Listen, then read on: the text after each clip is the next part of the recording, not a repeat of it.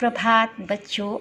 आज हम भाषा सेतु पुस्तक से पाठ 2 चतुर्कोण पढ़ेंगे।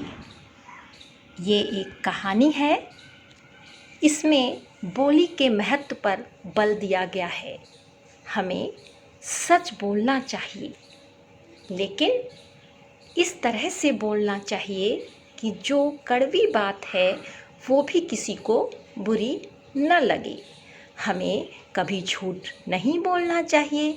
एक बार लोमड़ी अपनी इसी हाजिर जवाबी के कारण किस प्रकार सिंह की नाराज़गी का शिकार होने से बच गई, हम यही बात इस अध्याय में पढ़ेंगे। एक समय की बात है, एक जंगल था।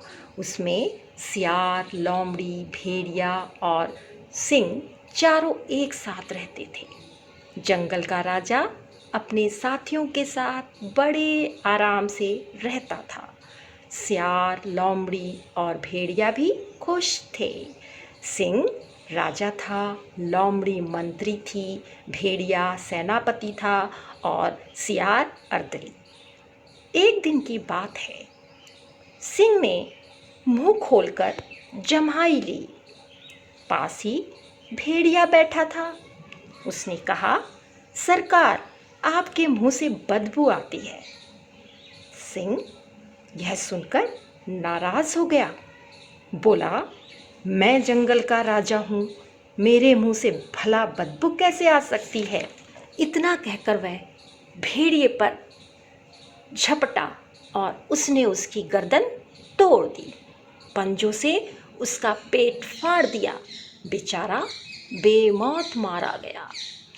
यह देखकर सियार और लोमड़ी जो थे बहुत डर गए। अगले दिन सिंह ने मुंह खोलकर फिर जमाई ली और सियार से पूछा, अब तू बता, क्या मेरे मुंह से बदबू आती है।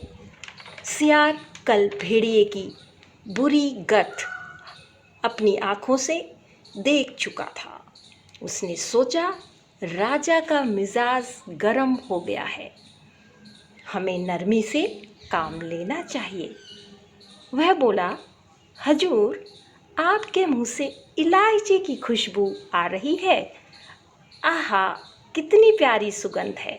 यह कहकर सिंह को खुश करने के लिए सियार जोर जोर से हंसने लगा और उसकी तारीफ के पुल बांधने लगा। सिंह ने इस पर डांट कर कहा, चापलूस कहीं का, तुझसे मुझे यही आशा थी। इतना बड़ा यह जंगल, इसका मैं अकेला राजा, ताज़ा खून मैं पीऊँ, जानवरों को नोच नोच कर मांस मैं खाऊं।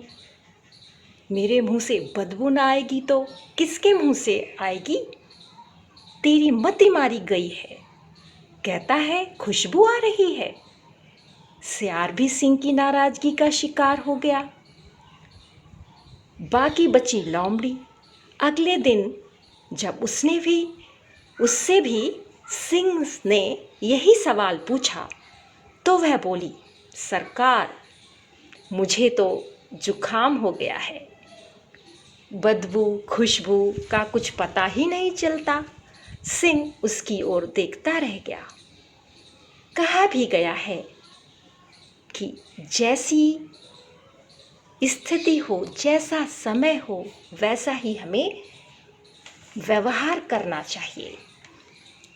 लोमड़ी ने भी उसी तरह समय को देखते हुए ही अपनी बुद्धि का प्रयोग किया और सिंह को उचित उत्तर दिया। मैं सोच रही हूँ ये कहानी आपको समझ में आ गई होगी। मैं अब आपको कुछ कार्य लिख के दूंगी, वो आप सफाई से करेंगे। धन्यवाद।